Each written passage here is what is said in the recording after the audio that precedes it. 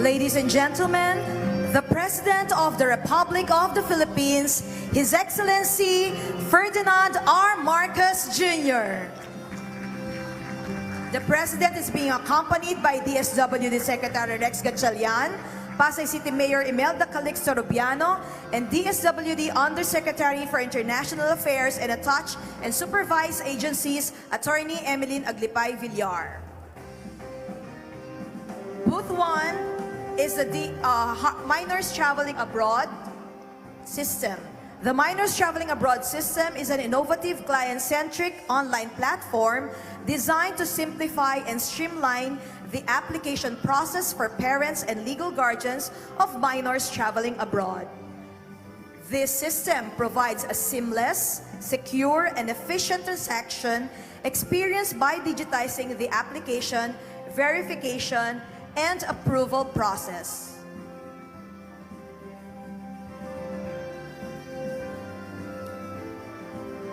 Booth 2, DSWD Helps. The Harmonized Electronic License and Permit System, or HELPS, is the online integrated DSWD permit system that makes regulatory processes streamlined, simpler, and easier for all its partner stakeholders.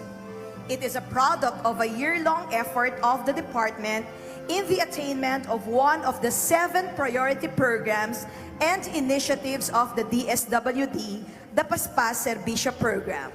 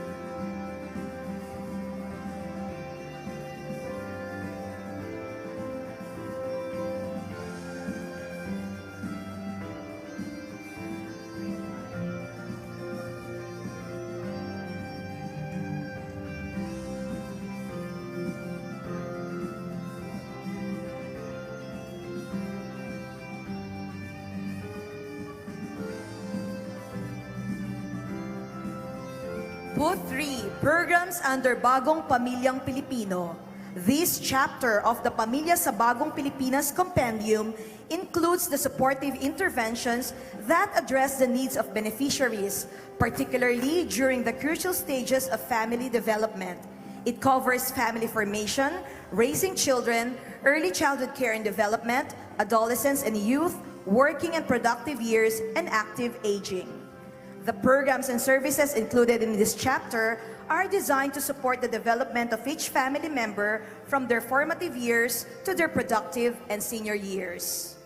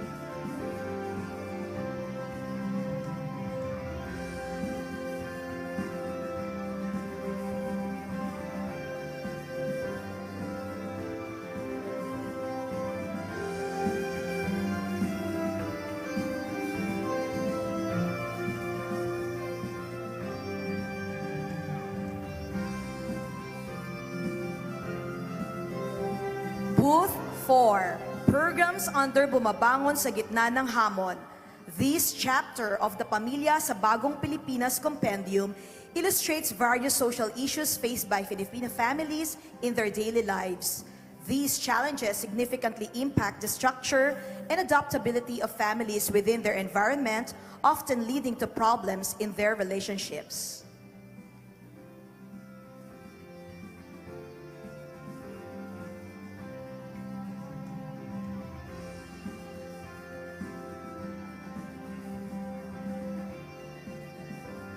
Booth 5, Programs under Maunlad at Matatag na Pamilya.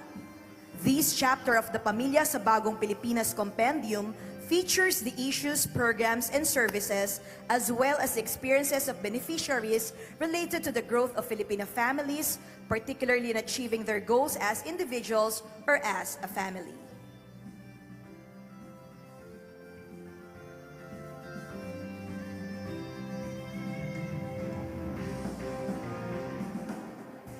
Now may we request the President for the signing of the Pamilya sa Bagong Pilipinas Compendium.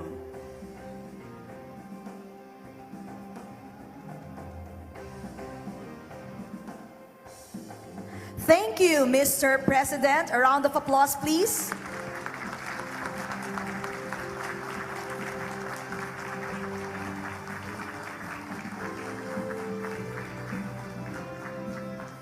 Once again, ladies and gentlemen, the President of the Republic of the Philippines, His Excellency Ferdinand R. Marcos Jr.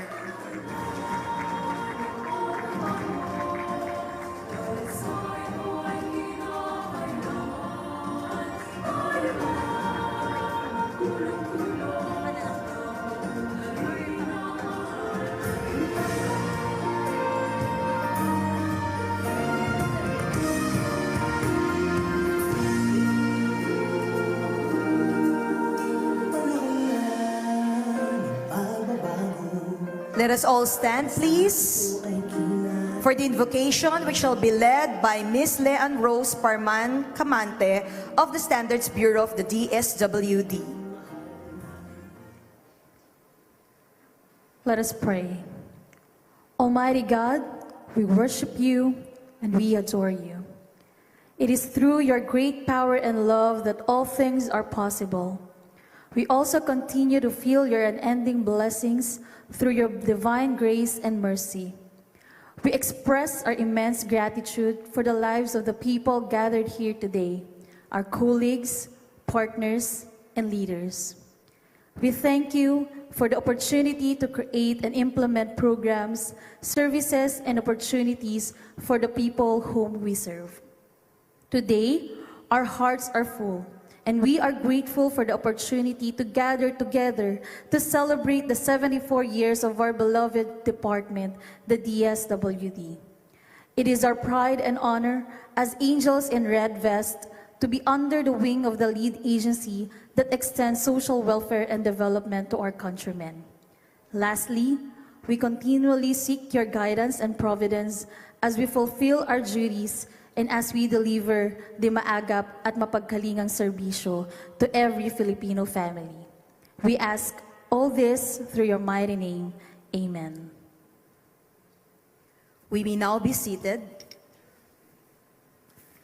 Good morning. We are gathered here today for the 74th Department of Social Welfare and Development anniversary. To formally begin our program, may we call on Undersecretary for International Affairs and Attach and Supervise Agencies and 74th Anniversary Committee Chairperson, Attorney Emeline Aglipay Villar, to deliver her welcome remarks.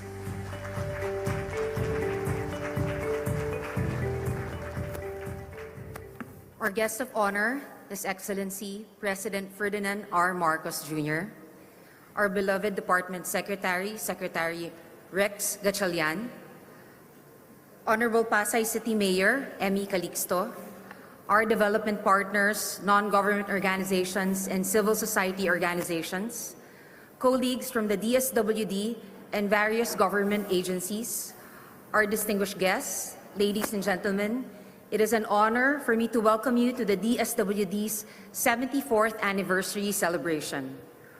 We mark this year's event to recognize the unwavering dedication and hard work of all DSWD officials and personnel in promoting the welfare and development of Filipino families.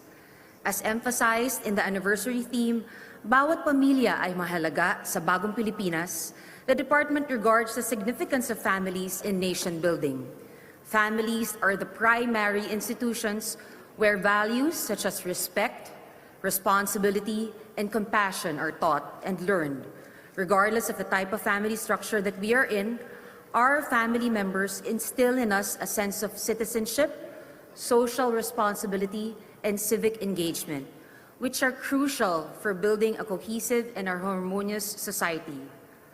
For over 7 decades, the DSWD, through its angels in red vests, has continued to provide safety nets for Filipino families, especially those with vulnerable members, through the provision of social protection that are comprehensive and responsive to their needs. However, with the changing times and circumstances affecting the conditions of Filipino families, the DSWD strives to develop and enhance its programs and services to become streamlined, more responsive, and adaptive to any shocks that may hamper the growth of our citizens. In today's event, we will launch a new model for family development and welfare aimed at fostering and sustaining well-being through the various transitions of the family and the family life across individual life stages. As the foundation of our society, we must strengthen the backbone of our nation by prioritizing family welfare, supporting family-friendly policies, and promoting programs that reinforce family bonds and relationships. These are all featured in the Pamilya sa Bagong Pilipinas Compendium, which was presented to our dear President earlier.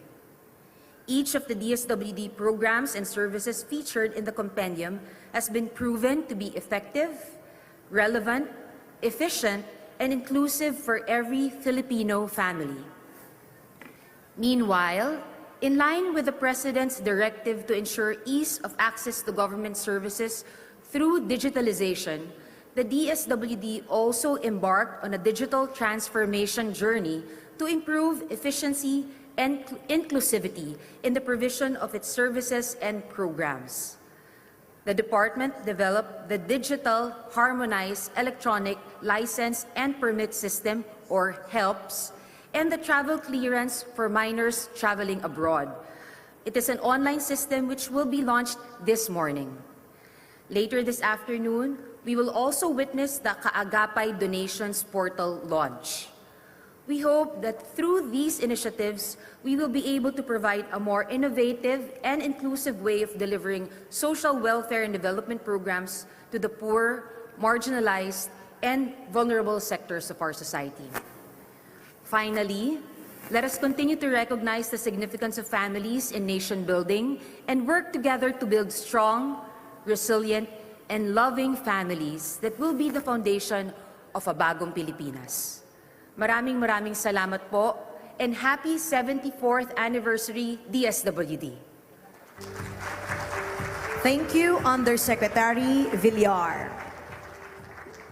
And now, may we call on Social Welfare and Development Secretary Rex Gatchalian for his message.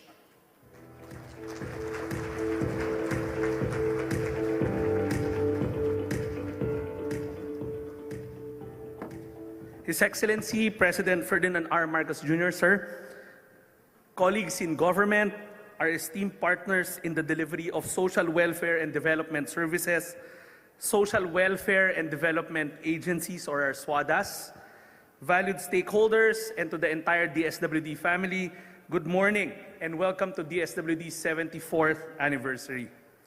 Mr. President, 2 years ago when I joined your cabinet, your marching order was very clear: to digitalize what we can digitalize, and so we went to work.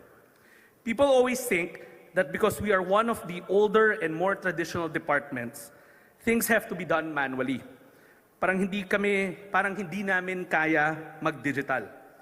But today, we are taking DSWD to the digital age.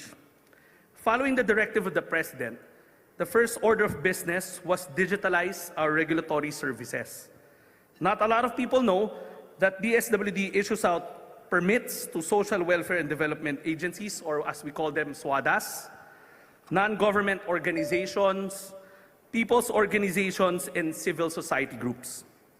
Whenever we talk about digitalization, everybody thinks that going online is the start and end of it all. But quite the contrary, it is only 50% of the battle, with the other 50% being streamlining of business processes. To our friends from the SWADA community, I know that it has been a nightmare to get your registration, license to operate, and accreditation permits. For the past years, we have instilled so many processes that made it unwelcoming and difficult.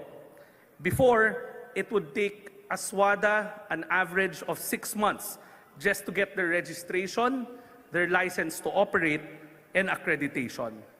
That's why only 51% get to the accreditation stage. We knew we had to take aggressive measures to make your experience with us easy, simple, and efficient.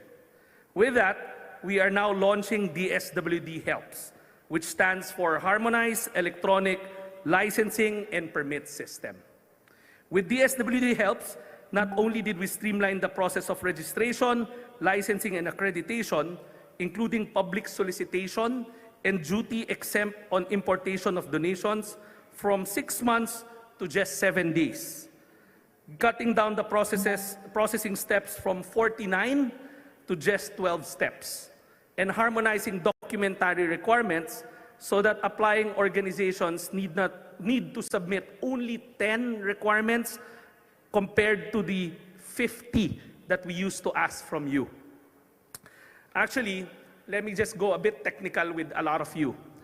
I'm not sure if she's here right now, si GMA Kapuso Foundation. When I was new in the department, I remember 1 week off the job, the executive director came to see me, and she was telling me that a lot of the social welfare and development agencies are having a difficult time in doing public solicitation. They would say na if they do their public solicitation every night, by the time we give our permit 20 days later, tapos na yung public solicitation that they need to do. That became the inspiration for DSWD's help system. Now, when you get your registration, it automatically gives you your license to operate, and it also allows you to apply for public solicitation in one simple straight step. When you get your accreditation naman, you can also get your duty exempt on importation in one simple step. Gone are the days where you have to do registration first, licensing second, accreditation third, come back to us for public solicitation, come back to us for your duty exempt. Gone are the days that we do it piecemeal. Now you just apply online, you get to do everything in one simple straight line.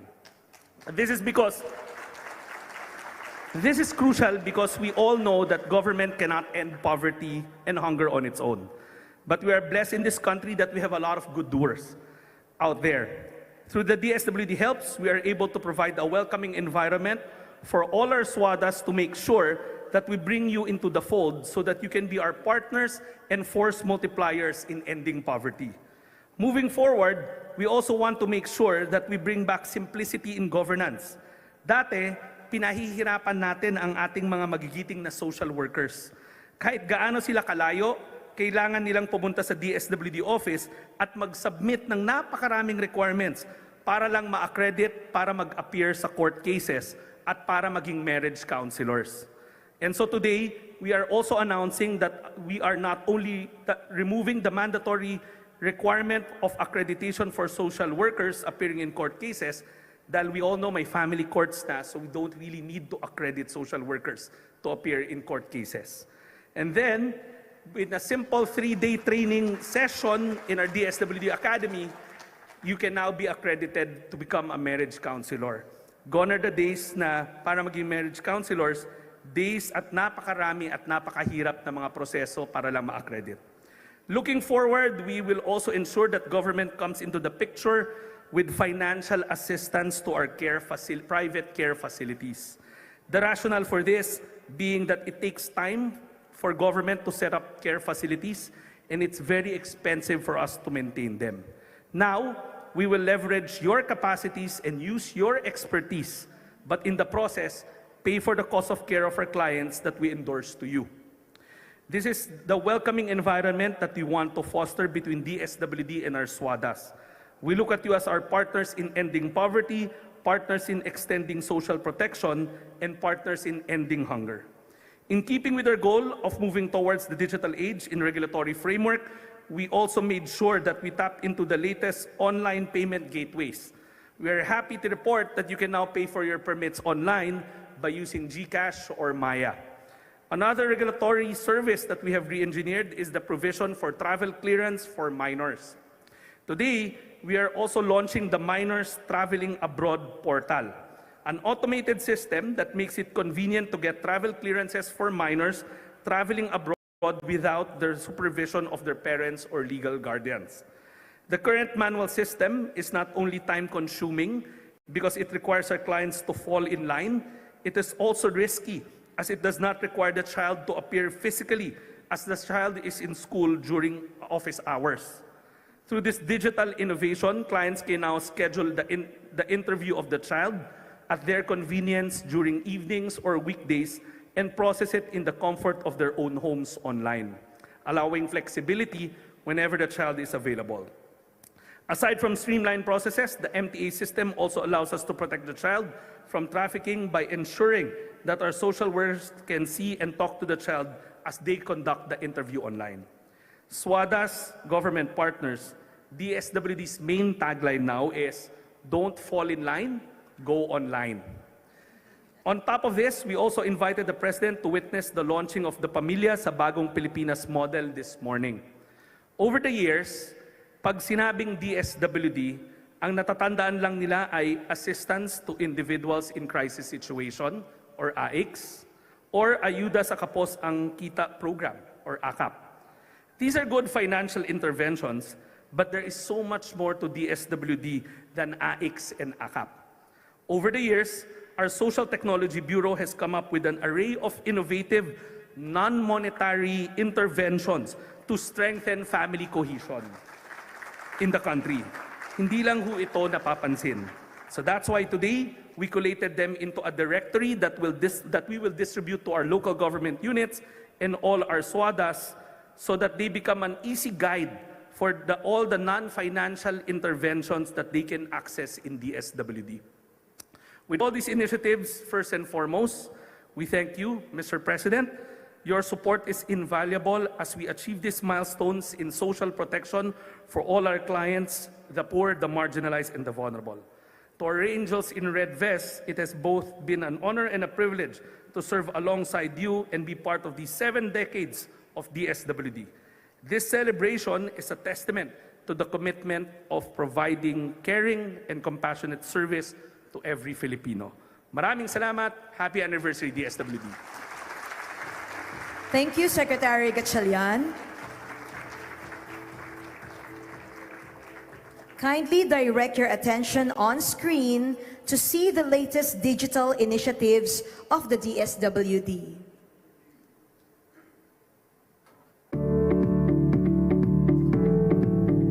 Mula noon hanggang ngayon, patuloy ang Department of Social Welfare and Development sa paghahatid ng maagap at mapagkalingang serbisyo sa ating mga kababayan. Sa patuloy na pagbabago ng panahon, patuloy rin ang pagsisikap ng DSWD na mas palawakin at pagbutihin ang mga programa at serbisyo ng ahensya sa tulong ng digitalization para sa mas mabilis at epektibong paghahatid ng tulong sa bawat pamilyang Pilipino. Ngayon, tunghayan ang mga bagong serbisyo ng DSWD para sa pamilya sa bagong Pilipinas. Ang DSWD Helps o ang Harmonized Electronic License and Permit System ay isang online system na mas magpapadali sa proseso ng application ng registration, licensing at accreditation o RLA ng mga social welfare and development agencies o SWADAs, pati na rin ang iba pang regulatory services tulad ng public solicitation at duty-exempt importation. sa pamamagitan ng DSWD Helps, mas pinabilis ang proseso ng aplikasyon at mas pinaiksi ang processing days ng mga swadas sa pagkuha ng permit. Mula sa dating 180 working days, 7 working days na lang ang pagproseso ng registration at licensing. At para naman sa pagkuha ng public solicitation permit at duty-exempt importation certification, kaya na within 7 to 3 working days. Mas simple na rin ang pagpasa ng documentary requirements sa tulong ng DSWD Helps. Kung noon madaming dokumento ang kailangang ipasa ng mga swadas para sa kanilang application, ngayon ay nasa 10 to 11 documents na lang ang kanilang kailangang isubmit. Mas mabilis, mas maayos at digitalized na ang mga kasalukuyang regulatory services ng ahensya. All thanks to DSWD Helps. Mas pinadali na rin ang pagkuha ng DSWD Travel Clearance para sa mga minor de edad na babiyahe abroad gamit ang Minors Traveling Abroad o MTA online system. Ang DSWD Travel Clearance ay isang mahalagang dokumento para sa mga minor de edad na babiyahe abroad ng walang kasamang magulang o legal guardian. Ito ay nagsisilbing proteksyon laban sa pang-aabuso, pananamantala at trafficking. Kung dati, kinakailangang pisikal na pumunta sa DSWD field offices para kumuha ng travel clearance, ngayon, mula application, pagpili ng schedule, interview o assessment hanggang sa pagtanggap ng travel clearance, lahat ay online na. May bagong modelo na rin ang DSWD na mas magsusulong, magpapatatag at magpapayaman sa kapakanan ng bawat pamilyang Pilipino. Ito ay ang Pamilya sa Bagong Pilipinas model na naglalaman ng mga programa at serbisyo na naglalayong itaguyod at panatilihin ang maayos na antas sa iba't ibang yugto ng buhay ng bawat pamilya at ng individual. Saklaw ng modelong ito ang iba't ibang programang pang-ekonomiya, panlipunan at pangkulturang aspeto. Sa pagsasama-sama ng mga bahaging ito sa mas malinaw na istruktura, ang kapakanan ng pamilya para sa mga pamilyang Pilipino ay maaaring magtaguyod ng kanilang pag-unlad at pag-usbong habang tinutugunan ang kanilang iba't ibang pangangailangan at mithiin. Ang DSWD Helps, Minors Traveling Abroad Online System at Pamilya sa Bagong Pilipinas ay ilan lamang sa mga makabagong serbisyong inilunsad para mas mailapit pa ang tulong ng ahensya sa bawat pamilyang Pilipino. Sa pamamagitan ng whole-of-nation approach at sa ating sama-samang pagkilos, masisigurong mas mabilis at mas inklusibong maihahatid ang tulong ng ahensya sa mga nangangailangan. Dahil sa DSWD, ang bawat buhay ay mahalaga.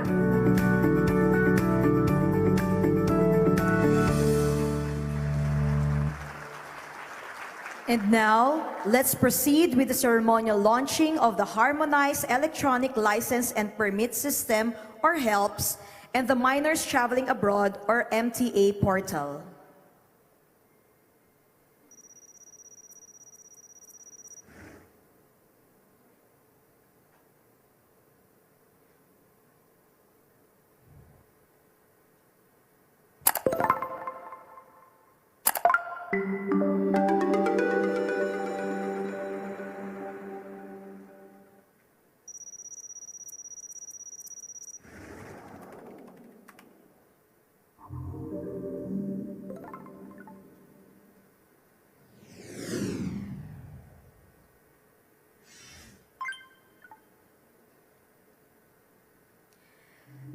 There you have it, ladies and gentlemen. The HELPS and MTA portal are now officially launched. And now, may we call on once again Secretary Gatchalian to introduce our guest of honor and keynote speaker.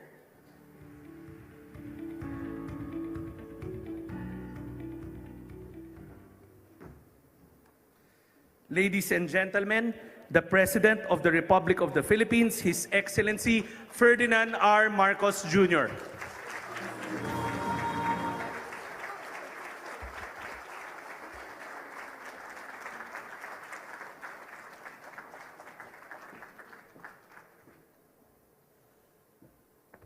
Thank you very much, Secretary Rex Gatchalian, for your introduction. Please be seated.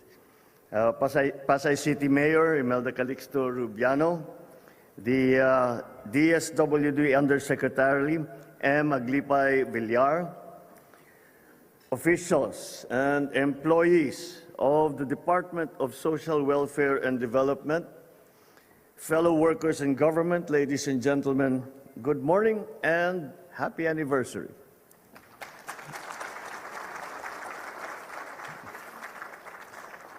When we were scheduling this anniversary celebration of the Department of Social Welfare and Development, I had to pause for a moment because after all, 74 years is a significant amount of time.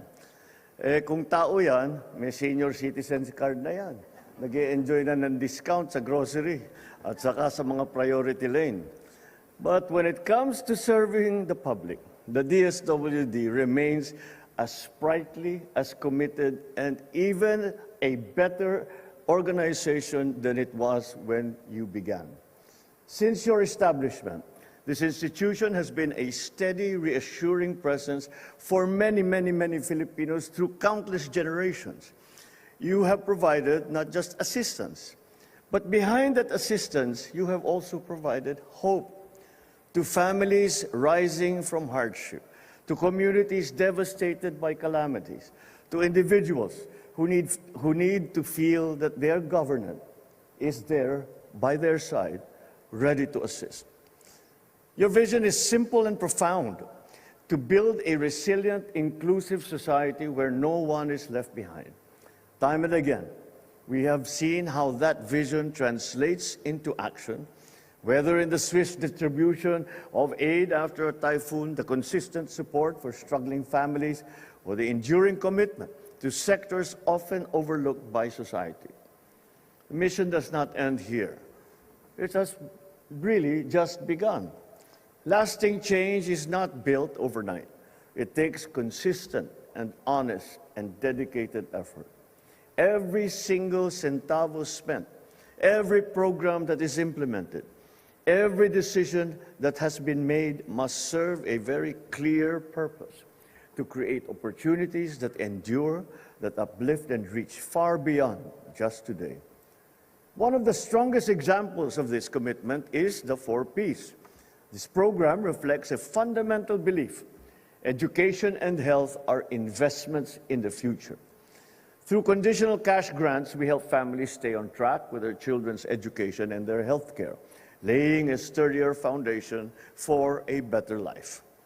Sa tulong ng 4 Ps, mas napapangalagaan ang kalusugan ng mga bata at ang kanilang pati na ang kanilang mga magulang.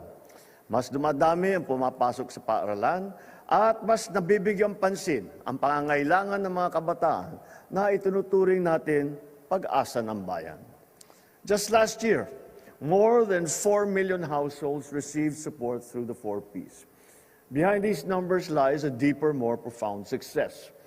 Since its inception, nearly 678,000 families have achieved self-sufficiency. Ibig pong sabihin, kaya na nila na itaguyod ang kanilang sarili dahil may kumpiyansa at pag-asa sila para sa mas maliwanag na kinabukasan. More than 1 million high school students have graduated. Nearly 470,000 elementary school children have completed their primary education. And amongst those graduates, 40,000 individuals have passed their licensure examinations, and 65 of them stood out, earning spots amongst the top examinees in their respective fields. Yet we know that progress requires more than just assistance.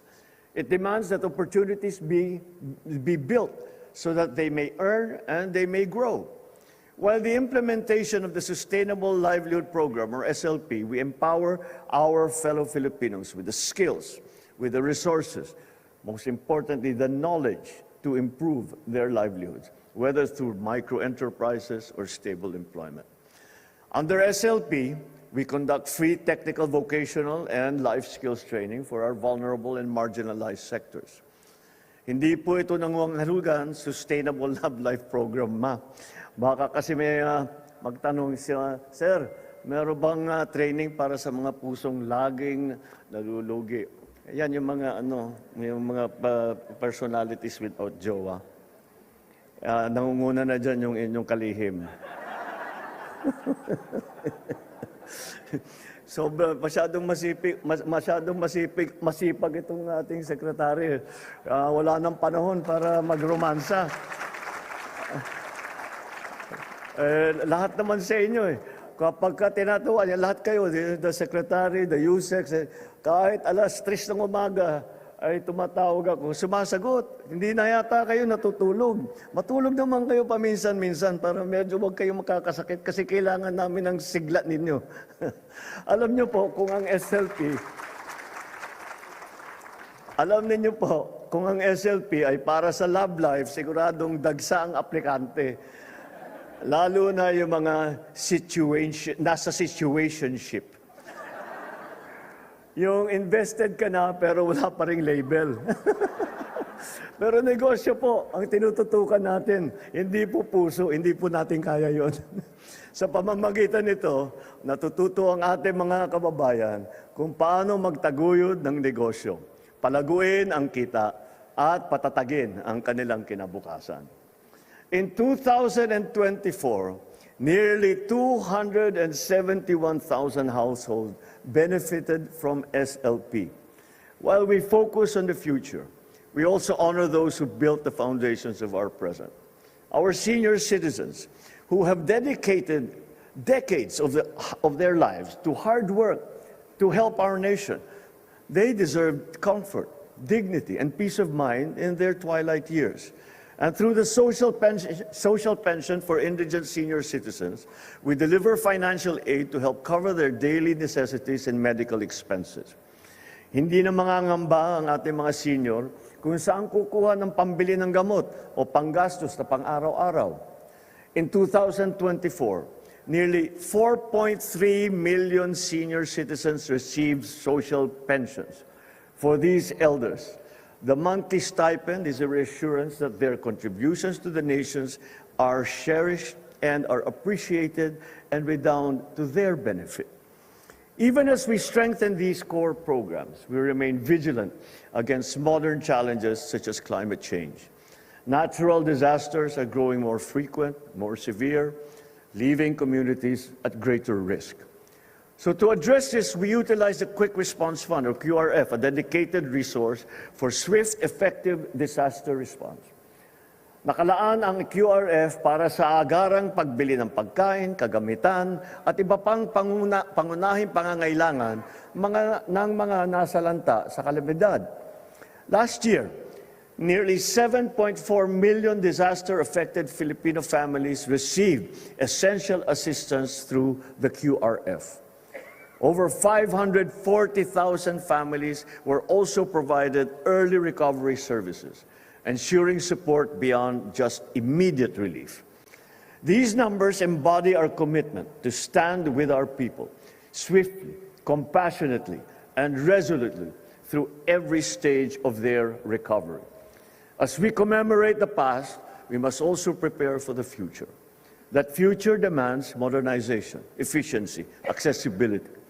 That's why today we launched our new initiatives. First, the HELPS, or the platform that streamlines the application processes for licenses and permits, makes it faster for stakeholders to access DSWD services. Pangalawa, second, the minors traveling abroad system. As part of HELPS, this system modernizes travel clearance processing for Filipino minors. Pinadadali at inaayos nito ang proseso para sa mga magulang at tagapag-alaga habang tinitiyak ang kaligtasan at kapakanan ng mga batang Pilipinong bumabiyahe sa iba't ibang bansa. And lastly, the Pamilya sa Bagong Pilipinas program. This initiative aims to strengthen family development and welfare in every stage of life, recognizing that nurturing households are the cornerstone of a thriving nation. Sa programang ito, susuriin natin ang kalagayan ng bawat pamilya upang matukoy ang kanilang tunay na pangangailangan. Kasabay nito, ipapatupad natin ang mga angkop na kalinga upang matiyak ang tulong ng gobyerno na wasto, sapat at tumutugon sa kanilang mga sitwasyon. These endeavors reflect a government that listens and that responds, a government that evolves to meet the needs of its people. At this juncture, let me recognize the steadfast efforts of the DSWD. Your courage, particularly during the recent spate of calamities, has been nothing short of extraordinary. Ika nga, you are the first to respond, but the last to sleep. While others sought shelter from the storm, you walked into the chaos to deliver relief. You have saved lives, brought hope, and demonstrated the true power of compassion. For that, the country is grateful. For that, your president is grateful. To my fellow Filipinos, the success of these programs does not rest on the shoulders of the DSWD alone. It requires our collective determination, support, and our effort. Let us build the Bagong Pilipinas, a nation where every citizen has a chance to dream, to strive, to succeed. A country where compassion is not merely a value but a way of life. A Philippines where no one gets left behind. Maraming salamat po. Mabuhay ang DSWD at happy anniversary sa inyong lahat.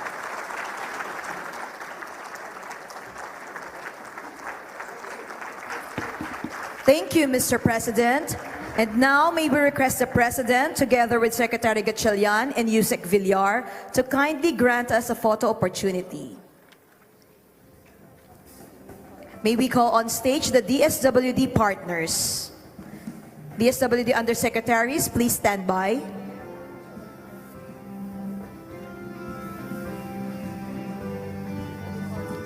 Again, may we call on stage the DSWD partners.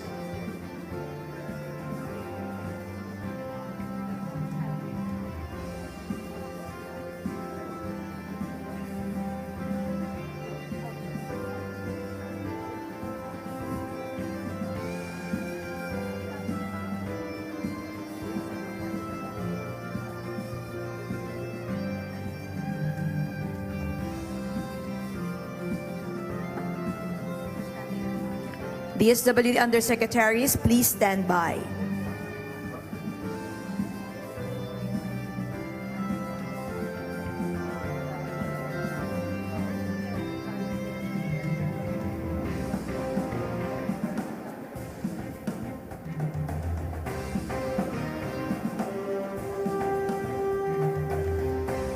Thank you. Please exit to your right. DSWD Undersecretaries, you may now proceed on stage.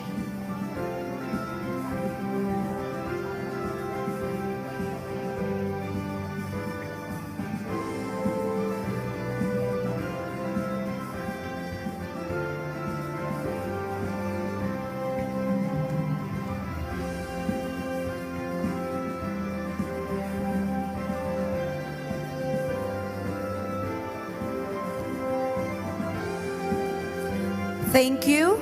Please exit to your right.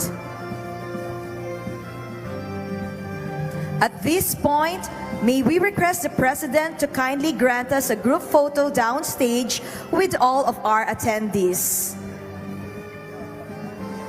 Likewise, may we request everyone to please stand and join the President in our group photo.